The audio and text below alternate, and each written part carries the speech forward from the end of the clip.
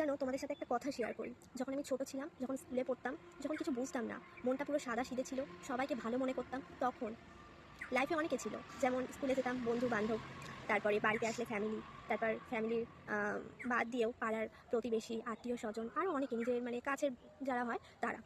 ভালো, সবই ভালো ছিল, ভালো কাটছিল। তো এই কিছুদিন কিছুদিন বলবো না, অনেক দিনই হয়ে গিয়েছে। সবাই না গিরগিটির মতো রং দেখিয়ে দিয়েছে, সবাই গিরগিটির মতন রং দেখিয়ে দিয়েছে। কেউ ভালো না। আমি এখন বুঝে গেছি যে এই পৃথিবীতে স্বার্থ ছাড়া কেউ কিচ্ছু বোঝে না। শুধু নিজের মা বাবা, এরাই স্বার্থপর হয় না।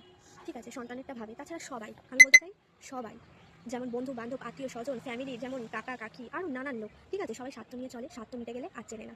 এটাই হয়েছে। আর সবাইকে চিনতে শিখেছি 2025-এ, বিশেষ করে 2025-এ সবাইকে আমি চিনতে শিখেছি যে কে ভালো আর কে খারাপ।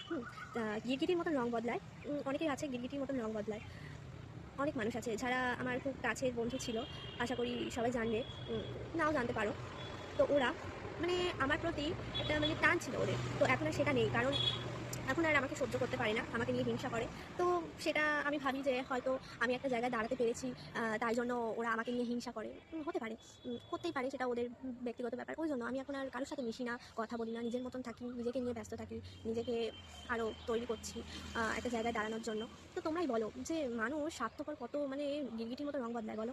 মানুষ মানে এরকম মানুষ যে এত কাছে, মানে পুরো একদম কাছে, ছোটোর থেকে তাকে চিনি, ছোটোর থেকে তাকে এত ভালোবাসি, যেখানে গিয়েছি দুজনে একসাথে গিয়েছি, একই ড্রেস পরেছি, একই সব কিছু করেছি, মানে সে এখন কথা বলে না, মানে তার সাথে কথাবার্তা হয় না।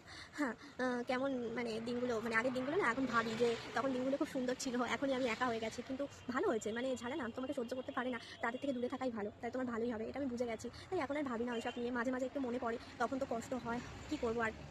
তাই এটাই ভালো যে এত ছোট, মানে মানে ছোটো বলতে এত কম বয়সেই বুঝে গেছি, মানুষ চিনে গেছি কে কেমন। এটা আমার জন্য খুব ভালো। তাই ভগবানের কাছে বলি যে হ্যাঁ ঠিক, তুমি আছো, তাই জন্যই না দেখিয়ে দিয়েছো এত তাড়াতাড়ি, মানুষের রং তুমি দেখিয়ে দিয়েছো যে কে তোমার আপন আর কে পর, আর কে তোমার ভালো চায় আর কে খারাপ চায়।